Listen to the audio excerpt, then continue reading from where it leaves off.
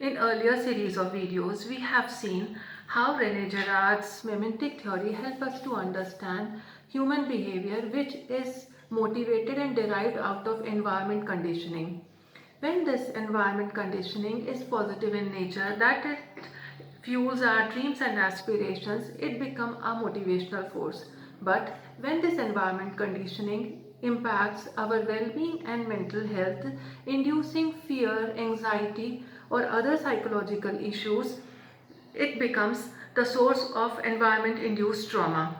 And how environment is loaded with information, disinformation, or misinformation riding over psychological fallacies. These psychological fallacies where are in environment and are being imposed in many marketing tactics.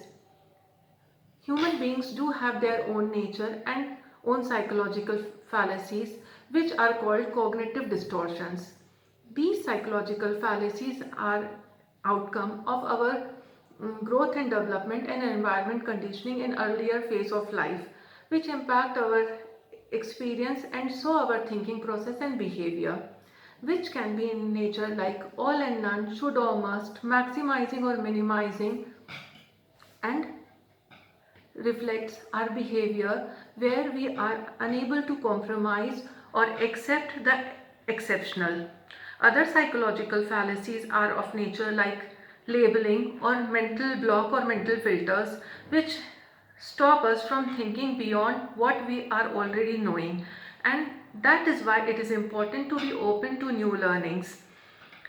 While how we can fight out psychological fallacies? The way out is to indulge in self-actualization that begins with self-compassion, practicing affirmation with gratitude, and being more aware of your environment, respecting others as well. But when we see how and why we fail to do so, the reason is our rigid behavior, where comes the aspect of relearning. Perhaps when we are open to new information, new learning, increasing our awareness, we are more aware of ourselves and are able to understand environment as well, building on our strength and working on our weakness.